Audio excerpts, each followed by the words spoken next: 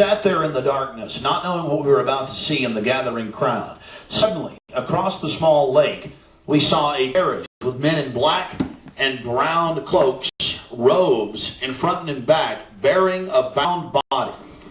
Remember, it was a hidden camera and at somewhat of an angle.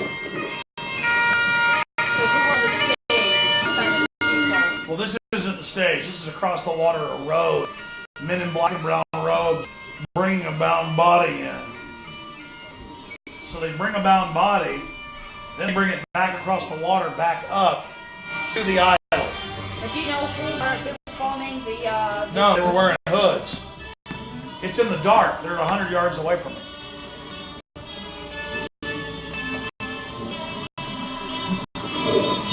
But do you think the members of the government were just watching, or do you think they performed the ritual themselves? Oh no, higher level Grove members take part a lot of times in the rituals. Like Walter Cronkite, it's been admitted in the news, been part of the ritual. What part? The voice of the owl. Black and brown, and the bound body on the back of the buggy. They drove behind big black tarps they had hanging out of the trees. There was lots of smacking on lips of in bizarre enjoyment by the crowd. We still haven't made out exactly what was going on, but that a real sacrifice may have actually been developing, according to some occult experts. Well, the old men, as they were bringing the body, seemed to get more excited, and I didn't know what it meant. I just see a carriage and some people in robes. I didn't know they had the bound effigy or body. And then the old men, when the vehicle stopped in the dark, were really getting excited. They got more excited about this than anything else later when you got the big idol and they're burning the body. So if something real happened, it happened earlier. There's the high priest. The owl is in his big temple, and all in the grove be reverent before him. Lift up your hands, so ye free, and be ye lifted up, ye everlasting spires. For behold, here is the Bohemian Grove, and holy are the pillars of this house. The same thing you told me in the car. About how they start breathing and behave like evil and... Well, earlier, before they turned the lights on, before they brought the torches out, the old men were getting off when that carriage came with the bound body. That was when they were really around me, like getting really excited. And then they did it again at the end of the ritual when they set the bound body on fire. And it screams. It's all theatrically done. The crowd was really getting off on it and getting some type of religious fulfillment out of it. So, did you become scared of it? I thought it was a lot more serious at that point. Because I saw a lot of effeminate, weak men, even though they all have a lot of power. And then, as things began to develop, I figured out, first I'm going, this is really stupid, but as soon as the ritual started, they were getting excited next to me going, oh yeah, real under their breath, and you're going, because at first you just see guys with torches. Then they settle down, and then when the ritual kind of terminates or comes to its climax, they got excited again.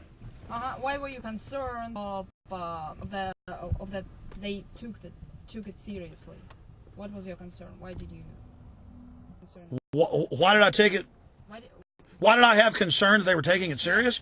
Because I wish they were just sitting around drinking beer going, having fun, and we're just, up there, the weird stone owl and guys walking around in red and black robes, just having a good time at being like a fraternity prank.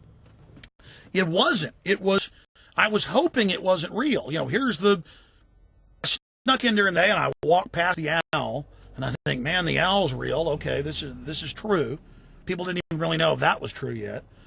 And then it gets dark and out come people in red and black and white robes and they're doing this ancient ritual that I've read about in history books, kind of mixing in some druidic Faustian things to it. Because in the book on how to make a deal with the devil in Germany, the devil is trying to find care and put it in this box So, so that he can control Faust. So here they are capturing care, they're destroying care.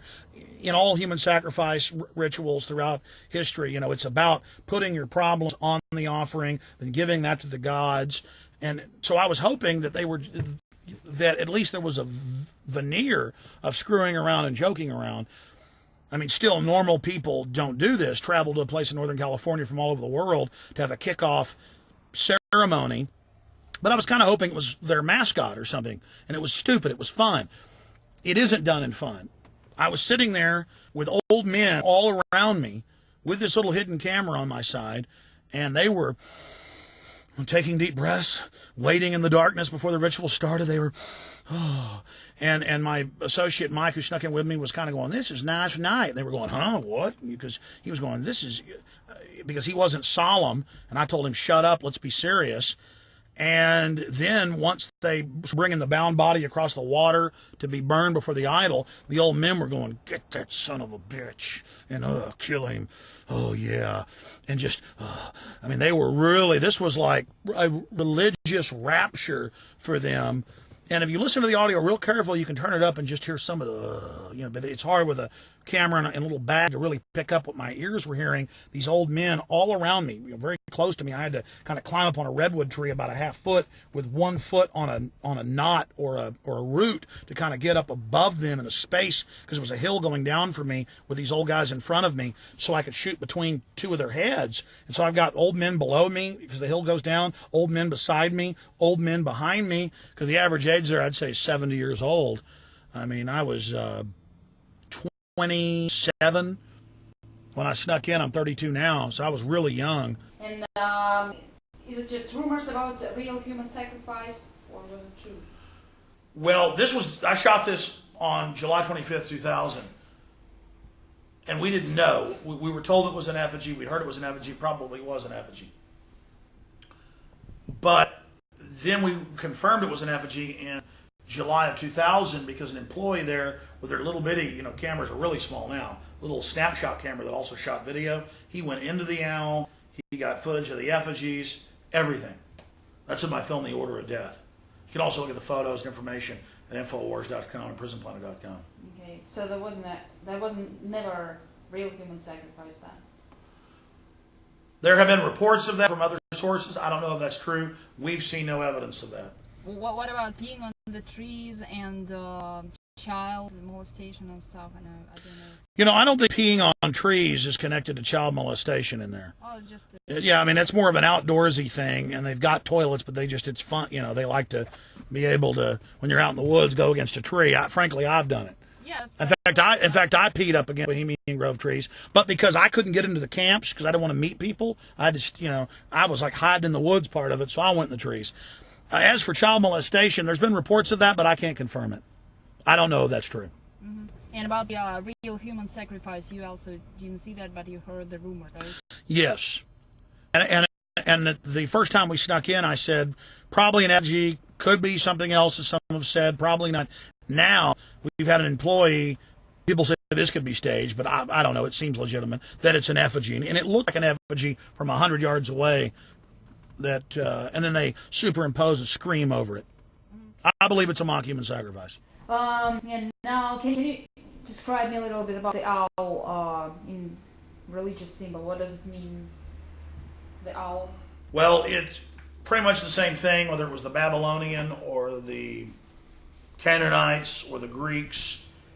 It was the guardian of the night, the guardian of wisdom, the predator of the night. It can see in the night and nothing else can, so it hunts at night. It's prey or blind. It's all-seeing. That's why it's like, nowadays we think of it as wisdom, because it's all-seeing. So it's the all-seeing eye. And in Babylon and many other ancient cultures, it was seen always guarding the goddess. The owls guard the goddess.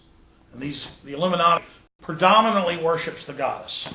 That's what they think is the most important.